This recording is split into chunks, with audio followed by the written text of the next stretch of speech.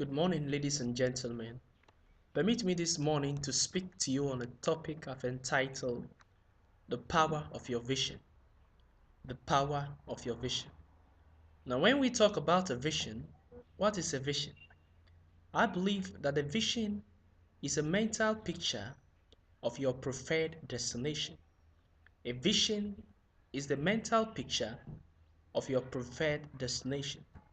And for instance, if you want to travel from Tamale to Accra, the driver has in mind a clear picture of his destination or the exact place he wants to go. So until you know your destination, you are on a route course to distraction. Until you identify or you realize your identity in life, you will end up a non-entity. So I believe that a vision is a dream with an open eye. A vision is a dream with an open eye. A great man once said that a leader has the vision and conviction that a vision or a dream can become a reality, and he inspires the power and the energy to get it done. Ladies and gentlemen, what is it that you are thinking about? What is your vision? What is it that you are thinking of doing? Go ahead and do it. Everything, every major discovery, every major invention that you see today was but at one point in time a dream. Professor Roosevelt Moscanta said that a vision is not just a picture of what could be, it is an appeal to our better selves, a call to become something more. Many people have died with empires in their mind. Many people have died without fulfilling their God-given potential. Why? Because they failed to identify their purpose in life, or they were afraid to implement their vision. A great man once said that a vision without a task is only a dream. A task without a vision is but drudgery, and drudgery is tedious menial labor. And he says that but a vision with a task is a dream fulfilled. So, ladies and gentlemen, whatever it is your vision, whatever you think of doing, don't be afraid of temporary defeats. Move ahead and do whatever it is that you believe in, if you know that it is indeed a good cause. For a great man once said that aspire to acquire the desires that you admire. Even in the process, if you perspire, don't retire, but refire to acquire those desires. Winston Churchill once said in a public school that keep on keeping on, no matter the difficulties and intricacies of life. Keep on keeping on. Ladies and gentlemen, for it is in keeping on that things keep moving on. I always like to motivate people on the power of vision. The Bible says in the book of Proverbs that where there is no vision, the people perish. The Bible says that for lack of knowledge, my people perish. My people are destroyed for lack of knowledge. Ladies and gentlemen, what you don't know can kill you. And no wonder a great man once said that anything you can perceive, you can achieve. Anything you can perceive, you can achieve. A great man called Kong Hee once said that if you can see it, you can have it. Winston Churchill said that the empires of the future are the empires of the mind. A great man once said that dream lofty dreams. He said that, and as you dream, so shall you become. A vision is a promise of what you will one day be, and a prophecy of what you shall at last unveil. Now, what is it that you dream of? It doesn't matter whether you are not the most intelligent person in the class. It doesn't matter whether you are the fastest. It doesn't matter whether you are the most brilliant. It doesn't matter whether you are good or not good. For the Bible says that the battle is not to the strong, neither is the race to the swift. Bread is not to the wise. Riches are not for men of understanding, neither is favor to men of skills. But time and chance happens to them all. Ecclesiastes chapter 9, verses 11. And the verse 10 Bible says that whatever your hand findeth to do, do it with all your strength. For there is no work nor knowledge nor wisdom, nor device in the grave where thou goest. Ladies and gentlemen, what is it that you are purposed in your heart to do? Now, tolerance and an open mind are practical necessities of the dreamers of today. Tolerance and an open mind are practical necessities, I believe, for the dreamers of today. Napoleon Hill once said, Napoleon Hill once made a very remarkable statement. He says that there has never been a time more favorable for pioneers than the present. He says that truly there is no wild or woolly west to be conquered, as in the days of the covered wagon. He said, but there is indeed a vast business and financial lines, a vast business and financial lines to be reconstructed and to be remolded along new and better lines. In your quest to gain your share of the riches of the world, let no one influence you to scorn the dreamer. Let no one influence you to scorn the dreamer.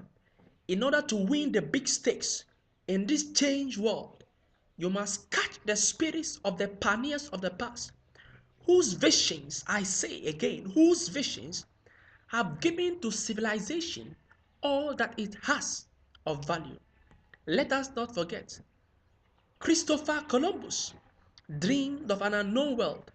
He staked his life on the existence of such a world and discovered it. Copernicus, the great astronomer, dreamed of a multiplicity of worlds, and he went to work and revealed them. He revealed so many stars and the galaxies that we see today. A great man once called Henry Ford dreamed of a day that we will carry our goods, that man could move in on four wheels.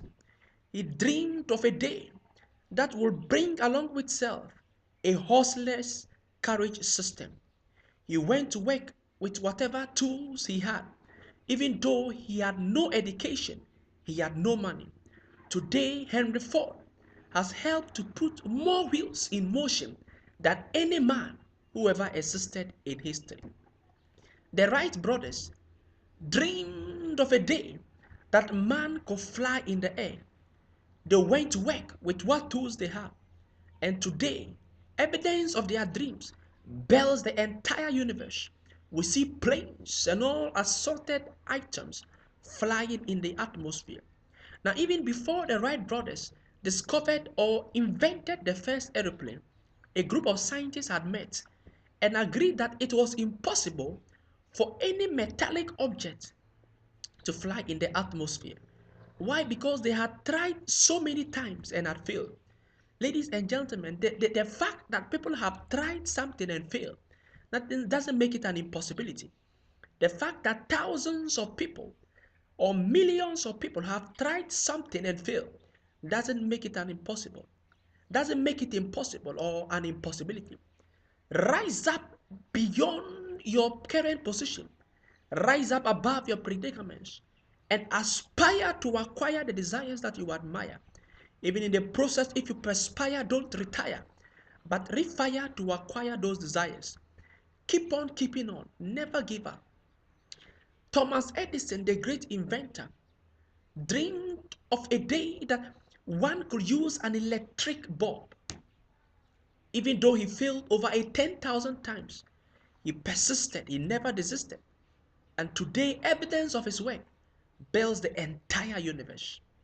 Ladies and gentlemen, let no one deceive you to put your dream in the basket. Let no one deceive you to put your dream in the garbage. Rise up beyond your potential. Rise up beyond your predicament. Identify your potential. For until you know your identity, you will become a non-entity. Rise up, identify your vision. Be a man of vision. What is it that you see? Kong Hee said that whatever you can see, you can achieve. Pastor Yonggi Cho said, the man don't make the vision makes the man. Your vision will turn you into another man. Your vision will remold you into a new dimension. And I see you standing on the frontiers of eternity. I see you coming out with a vision that will turn the entire universe around. Now, two men, a story is told of two men who traveled to India. And upon their arrival to India, one of them saw something. He realized that the Indians were walking barefooted. They were tattered, they were dirty, and most of them were walking barefooted. So he was complaining. He said, these Indians are such dirty people. Then the other friend said, why are these Indians walking barefooted? He went further to realize that they were not necessarily walking barefooted because they preferred to walk barefooted, but because the shoes in the market were so expensive that most of them couldn't afford since they were poor. So when these two friends went to America, the first friend gave his experience as to how the Indians were such dirty people. And then the second friends went to work, went to see some shoe manufacturing companies, talked to them as to how they could produce very cheap, affordable, and yet quality shoes to be exported to India for sales. Now, this second friend identified a business opportunity, whilst the first friend identified a problem. Now, let me tell you, wherever there is a problem, there is money. Wherever there is a problem, there is money. Think of it. When your car breaks down, a mechanic makes money. When you are thirsty, someone makes money. When you are hungry, someone makes money. Every problem you encounter, someone makes money. So instead of seeing a problem, why don't you see the solution to the problem? For it is in the solution to the problem that you'll be rewarded.